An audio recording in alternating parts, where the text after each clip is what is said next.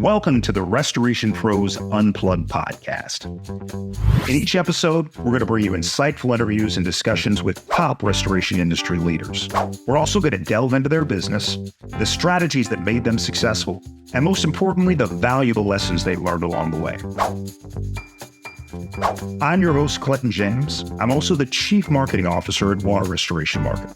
We're a digital marketing agency dedicated to helping restoration companies nationwide secure more high-value water jobs. Now, this show, it aims to provide you with the knowledge and tools you need to excel in the restoration industry. So sit back, relax, and enjoy the show.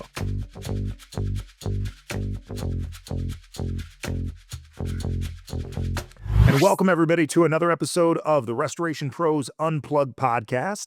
I'm your host, Clinton, from Water Restoration Marketing. Today, I'm joined by Raul Gonzalez. Raul is the owner of WonderBuilt Restoration and Construction out in Tucson, Arizona. How you doing today, Raul? Doing great. Doing great. Thanks for asking. Man, thanks for getting on the podcast. We've connected through webinar. You've listened to some of the content that we've put together for the Restoration Pros Unplugged podcast. I'm so glad to hear somebody in the restoration space listening to the content and getting some value out of it, right? A lot of value that you're presenting, a lot of great speakers that you bring on board. It's an honor to be here today with you, sharing our experience. Well, let's give the audience a little background on yourself and your business. So tell them, how did you actually get into restoration, Raul? We by accident, like everybody. I was working at Enterprise Car Rental. One day, one of my clients comes and he's like, "Hey, I got an open job for you." It was in the insurance space. Turns out I became a property insurance adjuster. And then from there, I saw the trajectory in insurance claims. I didn't want to do that trajectory and basically climb up those ranks. I said I wanted an opportunity to be my boss, and here I am. How long ago was that, Raul? That was about 3.5 years ago. All right. Now. So 3.5 years in restoration. Talk a little bit about the early days at WonderBuilt. What are some of the first really hard lessons you learned as a business owner? It's not easy. So it seems, obviously I think everyone runs into this. It's like you start off really, really excited, and then you learn a lot of things that you thought were going to be easy and were not easy. And so for us, we ended up purchasing a carpet cleaning company that just didn't pan out. What we were sold didn't turn out to be what actually transpired. So we had to pivot, and luckily the van still helps us to this day with the extractions, and it's not a lost case, but we had to pivot quickly, and we went into the restoration space. That restoration space, hey, let's add the reconstructions items, and here we are. All right. So let's talk a little bit about the transition, right? Going from working for a corporate company like Enterprise Rent-A-Car to owning your own home service business, first carpet cleaning, and then restoration and construction. Now in the restoration space, like, what part of the work do you connect the most with? Is it the technical side? Is it the service side? Is it the business building side? It's the service side. It has to be the service side. I had a great experience with Enterprise Car Rental. A fantastic model for anyone coming out of college, and what they teach you is a couple of things. They taught us how to drive our business. You were responsible for making sure that your account or your branch was fully operational. Taught us about budgeting, making sure that we collected, making sure that our risk tolerance was there, making sure that we delivered exceptional customer service. So you learn that sometimes it wasn't about the little things, it was about the bigger picture, making sure that this customer was happy, so that translated into something in the future. So that's the same model that I go in terms of handling our customers. Hey, we may lose some money on this project, but overall, we want to make sure that every customer is taken care of. So in the future, we are delivering an exceptional experience that they can then become a promoter to somebody else, because you don't know who they know, and then eventually you don't know who's going to need help. Now, Enterprise Rental Car is notorious for their onboarding, They hire recent college graduates like yourself. They fast track them into management roles. The lessons that you learned in providing that kind of white glove service to your customers, how do you take that same messaging and relay it to the project managers and the water techs and the people that you hire? It's a daily message for us. We have to every day have to instill, hey, it's all about the customer. Let's make sure that our customer experience is there. Making sure that we're taking the feedback when we don't do so great. You drive customers based on Google reviews, and the when you get a not so great review, you have to address it with a team and making sure it's like, hey, this is why we didn't do so great on this project. Let's make sure we learn from this. Let's deliver. When we deliver well, let's make sure we capture those reviews so that other people can share with it. But it's a constant messaging from the top. It was like, hey, customer is our number one priority. Let's focus on our metrics at a later time, but let's focus that the customer service experience is great. I love that. Now, been in business for 3 years. Talk about the size of your team and the scope of Mhm. your business, right? So, how many team members do you have? How many service vehicles? And are you guys mitigation, contents, rebuild? What exactly do you guys offer? We offer full service, which is it's been pretty hard to do. So it's a lot of it has to do with scaling. So we've gotten to a team right now of 12 people plus some additional hires, like some temporary hires here and Yeah. there. We have in-house crews plus subcontractors that we deal with when we start scaling like some of the bigger jobs, smaller jobs, we kind of operate so we don't have as much overhead. We are here for fast growth and a fast transition. So um, our service vehicles are two-man teams, and then from there we get additional help. And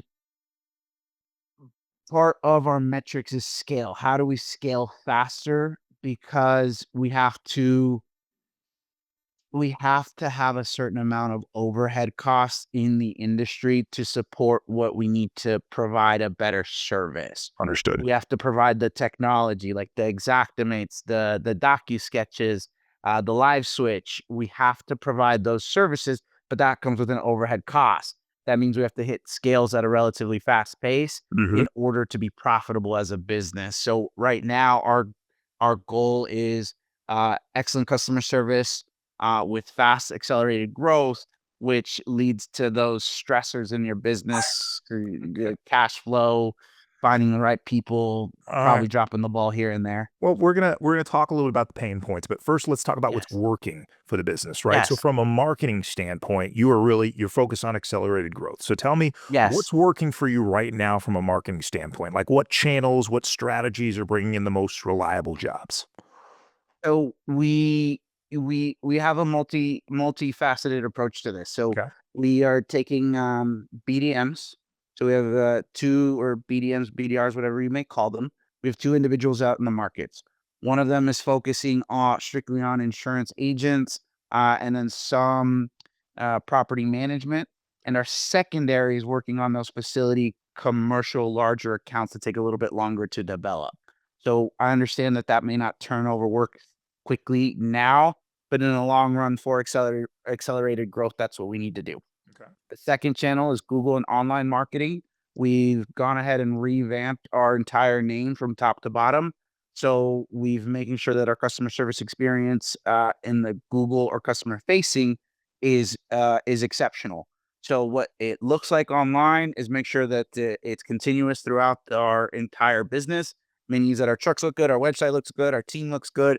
Anything that we deliver is good, and it's a great experience. And then finally, we do TPA work. So we want to make sure that we have some additional sources of income or the access to those insurance referral jobs. And so we're not just dealing with one source of marketing or referral. Okay. You and I talked after I hosted a website or a webinar with Chris Nordic, right, over at the Yeah. at Floodlight. Awesome guys, and we talked Fantastic. about some of the things, the challenges that you're having in terms of managing your metrics, Yeah. and from digital marketing specifically. So, talk a little bit about Yes. what's not working and what challenges that you're experiencing right now from a digital marketing standpoint, because you're spending the money, right? And it's just kind of Yes. identifying, is that actually getting me the good return? The hard part is identifying how much is actually being returned by the how much is actually going spent as being spent. The spend is really easy to track because it just look at your credit card Yeah. statement and yeah, you know Sure. how much you spend. But the return has been a little bit more difficult as it you have to be able to audit the phone calls that are coming in. You have to be able to track the amount of revenue you capture per job. You also have to capture the calls that come in that you don't close, Yeah. and then you have to track the ones that you do close. So it's always a how much did you spend?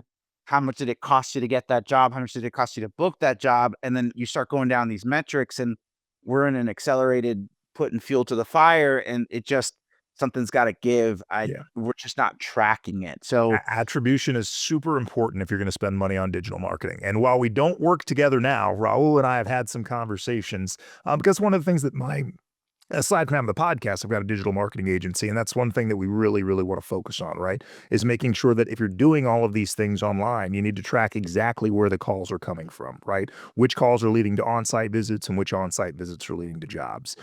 What other scaling issues are you kind of running into? Bottlenecks? Like, is it people? Is it operations, lead flow, estimating?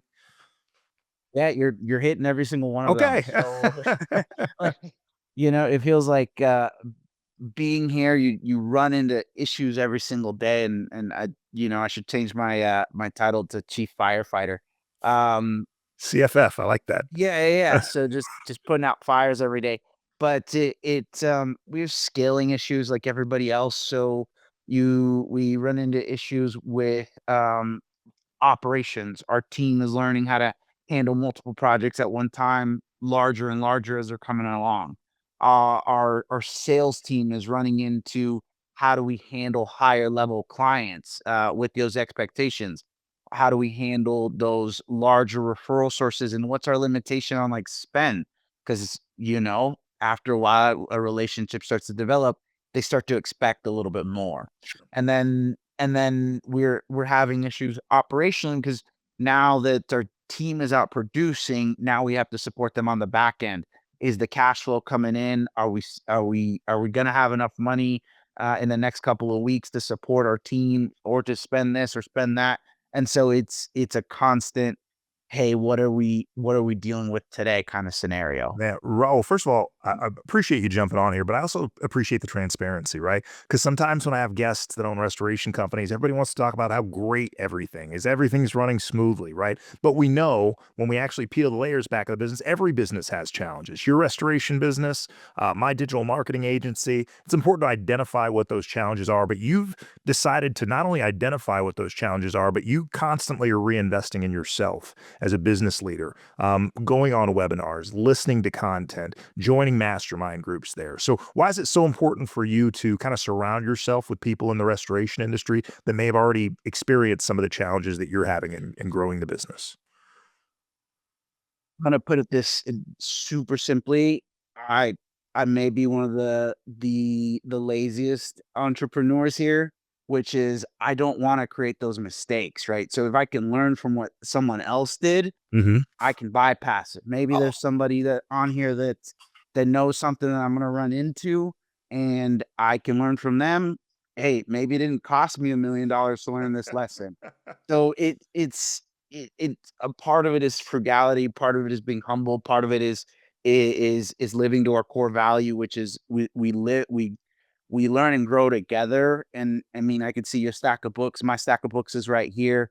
Like it's all about continuous learning, and I have to be willing to listen to people outside of the business as Hmm. well as listen to those in the business because I'm a navigator of this ship, and there's other people rowing. Like I Yeah. have to Yeah. None of that makes you lazy, Raul. It makes you smart, right? The fact that you want to learn from other people's mistakes instead of your own mistakes. Now, despite all of the challenges that you just talked about, you guys are absolutely crushing, and you're doing it in a market like Tucson. And for people in other parts of the country that just aren't aware of what a market in the middle of Arizona looks like, how competitive is the Tucson market, and what really differentiates it from other parts of the country that you listen to people talk that have restoration companies on the East Coast or the West Coast?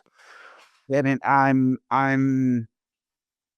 don't get as much rain or weather events as somebody may have, right? Florida continuously getting hit with hurricanes, or it's wet and tropical and you got mold everywhere. The Pacific Northwest is just raining all the time. It could freeze over, and you got freezing events and things breaking in there. Arizona's got great climate. Like it's hot and then it's hotter. So it you deal with, like, things that are getting a little bit older. You deal with, like, wear and tear issues. Like, last night we had a rain event, and so people are barely finding out that they have a leak in their roof. So we don't we don't have a lot of those weather events as some of the other parts of the country that you may have to rely on. We have to specifically focus on those things that are coming in or popping out. So it's a lot of it is staying top of mind with customers. It's a competitive environment like anywhere else. So we're just staying on top of mind, making sure we're there, making sure that we produce great quality work, and hopefully we can keep getting calls. I love that. Now, you had listened to one of my recent podcasts with James Yes. Hatfield and the team over at LiveSwitch, and you're a Yes. guy that listens to it, you hears a cool idea, and you immediately took action. So talk a little bit about what you heard on the podcast, what you liked, and then your onboarding with their service. Look, I'm a I I take on things, and if I think it's a great idea, we implement, we try it. If we crash and burn, well, okay, forget about it. Let's move on to the next thing.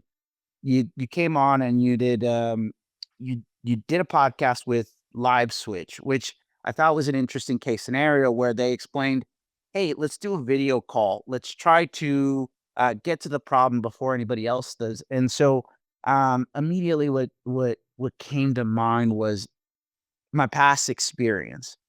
I was adjusting, and as an adjuster, they retroactively started to put you in to situations where you were doing inspections virtually. Okay. We were doing inspections on video calls.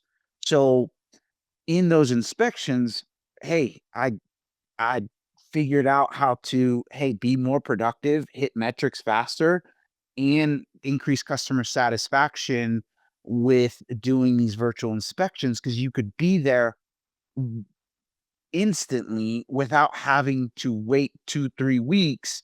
Customers receive their money. Bosses praise me. Great. This is awesome.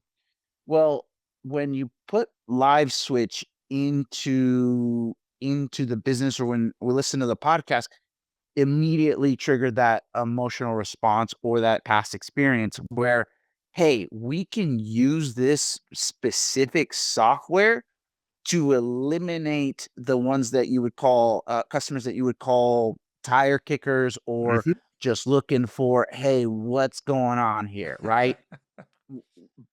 Like maybe 30% of the Google calls that we receive are customers saying, hey, I think I have mold, but I don't know. Can you Right. come out here? Right. Right? And we're spending money on windshield time. I'm spending money on an estimator to go out there. I'm spending money on that Google call that just cost me money. Mhm. Like, it's all costing me money. So what can I do to shrink that? And what can I do to accelerate that customer experience? Because if you're first on site, hey, you're more than likely gonna win that job. So Sure. how do we beat this? And as a business, we wanna leverage technology to be faster than our competition and stand out. So, yes, I took that opportunity, listened to your podcast on Wednesday, emailed the guys over at LiveSwitch. We were live by Friday, and then that Friday afternoon, I was using the software. I like that you had such a good experience. I'm a real big fan of James and the team over at LiveSwitch. and talking about the onboard, like intake, right? So taking calls and be able to actually look on site before you even have a technician hit the ground there, right? Mhm. But you've got some other really interesting case studies, right? Some usage cases that you've had in a very short period of time, right?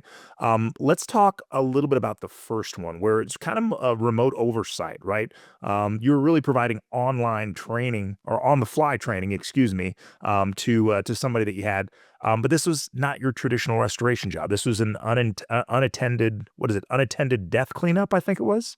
Yes, Okay. it's a biohazard cleanup, right? Okay. We do a lot of services for fire departments. Okay.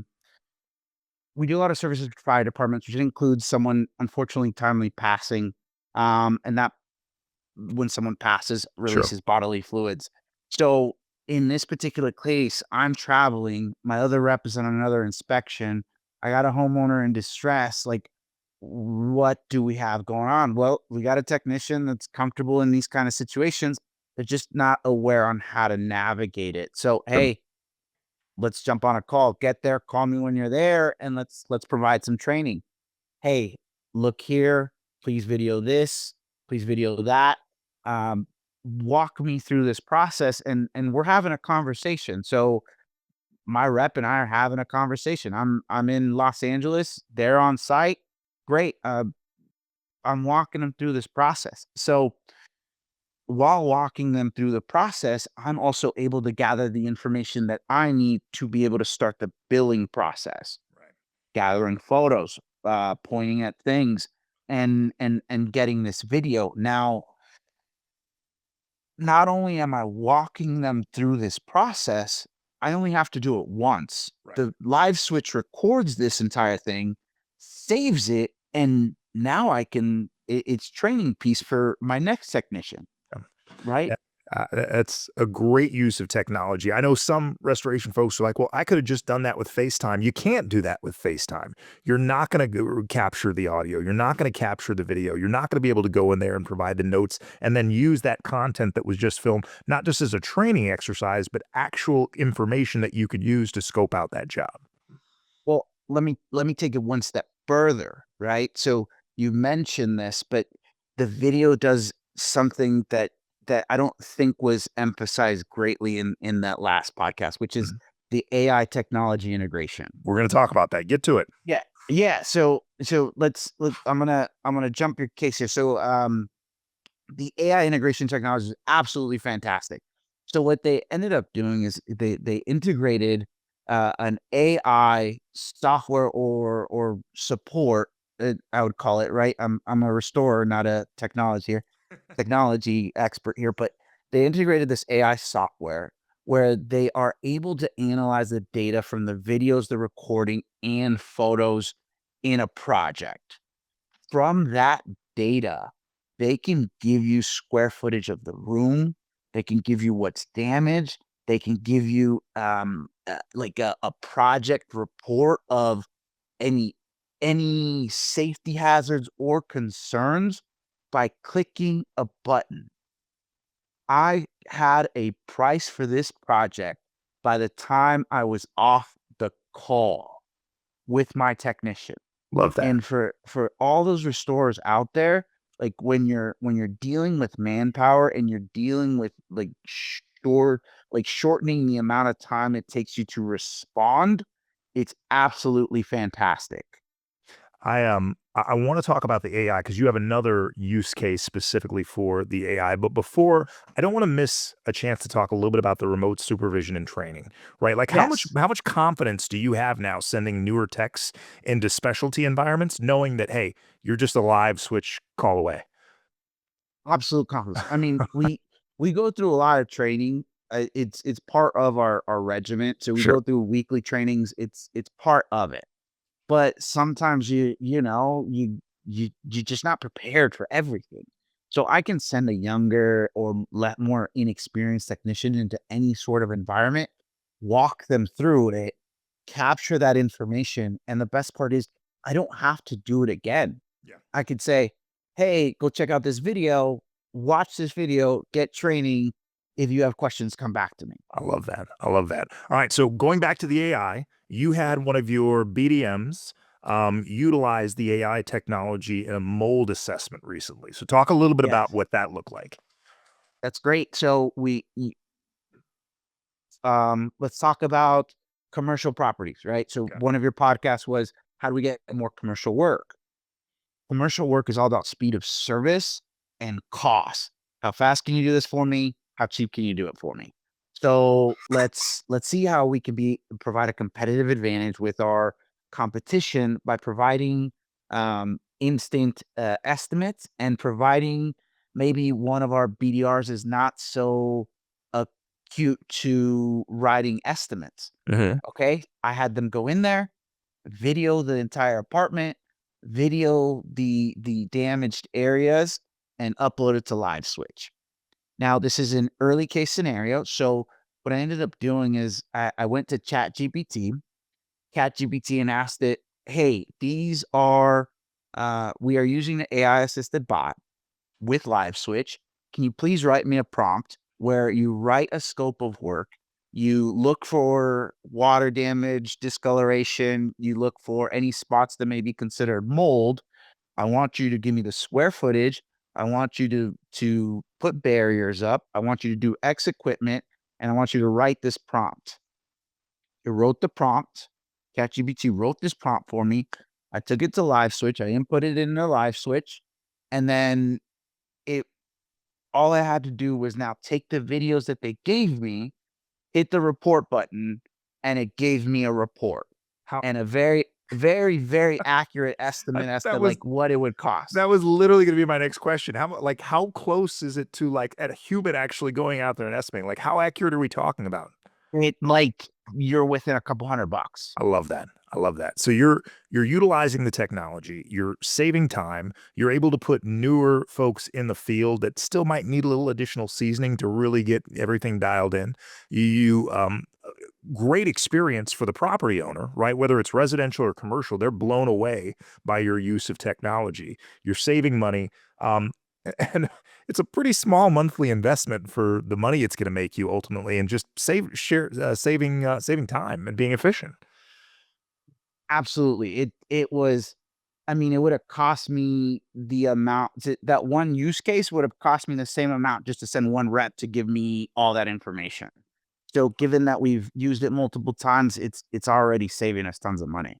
I don't want this to turn into a live switch commercial, even though those guys are really good. And if you're Yeah. thinking, we'll make sure we put a link in the YouTube description or the podcast notes. Anybody that's interested, you can reach out to James and them. They'll get on the phone with you, have a conversation, and kind of walk you through the platform. But there was one additional use case regarding contents, like evaluation and job prep. Can you really quickly walk us through how you're using it for that? This is okay. If if you absolutely could see this in person, it is mind blowing. So I was on the training with the team at LiveSwitch, and they said, "Hey, by the way, you can create your own reports and you can use this for contents." And if you don't if you don't know about contents, have never operated within the content space, it is the most labor intensive, longest, dreadful data entry thing that you've ever had to do. Is And it's just labor. It's just labor hours. And we're you're talking about like box counts, like box salvageability. counts, like photos of each job. You have to write a description. You put an age and how much it's worth. Like it forever. And you have to have a person that just sits there and there's data entry and it's costing you money, right? So what they did is you could again go and ask it for a prompt. And what you can do is again take a video of that room, and what it did is we took a video of the room and asked it, give us an itemized list of everything in this room. And within 10 minutes, gave me a list of everything that was on the video pretty accurately Mhm. and went through, had to double check everything that was on the list. Great. Inventory list was done within an hour, which normally would have taken us days, done within an hour. Wow. Now, it not only does it give us an inventory list, Now it gave us a packing and material list. It said light density, heavy density, medium density boxes. This is how much you're going to need. This is how many packing materials. Expect this amount of time. So not only does it tell you before you go into the job what you're going to need, it also helps you manage your labor efficiencies, because if the guys are not adhering to what your report is saying, hey, there's an issue. There's an opportunity for more training. There's an opportunity for you to save money, or hey, these guys are taking advantage of the situation. So it's helping you reduce wasted labor hours. And it also, in terms of like dispatch, like it's preventing under packing for certain jobs, right? Because sometimes you overpack for a job and those materials are just gone, right? So Somehow, right? yeah, somehow everything has a tendency to disappear, right? All right. Great conversation about that. First of all, man, I love that you connected with those folks, and I love that you found them through the podcast. That's really what the podcast is all about, right? I bring on people, not just in the restoration company, but vendors that really do a great job of supporting restoration entrepreneurs like yourself there. Now that we have a chance to talk about that, Raul, before I let you go, I want to talk about what's next, right? You seem like a guy that's really focused on growth over the next few years. So what are the next big things that you're looking to do as you kind of scale up the business? I think for just, I think one of the most important things that I'm trying to learn is slow down to go fast. And we got introduced to floodlight, right? Connolly has absolutely been great with floodlight. So it's learning how to slow down and kind of put operational procedures in place in order for us to scale and go even faster kind of in the future, is taking a step back and putting those SOPs together. Yes. Hey, let's put those operational procedures together. Let's get everybody on the same page. Let's make sure that we have enough cash to, when we start hitting those roadblocks in terms of growth or accelerated growth, that we're able to cover those areas. And then it's just, again, continuing with the same values that we started with, which is just deliver exceptional customer service experience, making sure that our customers and our team are well taken care of, and then the business will be okay. And so there's a lot of plans in the horizon. There's a lot of moving pieces, and then hopefully we can just stick to those values. And as I mentioned, we're going to be okay. Based on the trajectory of the business in the first 3 years, I have no doubt we'll be having a very different conversation about where WonderBuilt is in a year from now, 5 years from now. Hopefully you haven't sold out to private equity by then. And man, if the right person comes with enough cash. All right. Well, Raul, thanks again for joining us on the Restoration Pros Unplugged podcast. If you like the conversation that we had with Raul today, and you like hearing from other restoration business owners or people that work in the restoration industry, we're back every week with an episode where we have these conversations. And if you feel like you got some value, man, make sure that you go out and follow us, subscribe, and if you're so inclined, leave us one of those 5-star reviews, because that just helps us find more people. So thank you again to Raul Gonzalez from WonderBuilt Restoration and Construction out in Tucson. Raul, I wish you all the best luck, and congratulations on just all the success and really just embracing technology and really using it in the business. Thank you very much. I appreciate it. We'll be back next week. Thanks again, Raul. Have a good one. Thank you. You too. Bye-bye. Thank you for listening to the Restoration Pros Unplugged podcast. If you like what you heard today, be sure to subscribe, share, and also leave us a 5-star review. We'll be back with more interviews and discussions with restoration industry leaders really soon. In the meantime, if you're a restoration company looking to add more high-value water jobs, you can reach me and my team at waterrestorationmarketing.net. Again, that's waterrestorationmarketing.net. I look forward to hearing from you soon.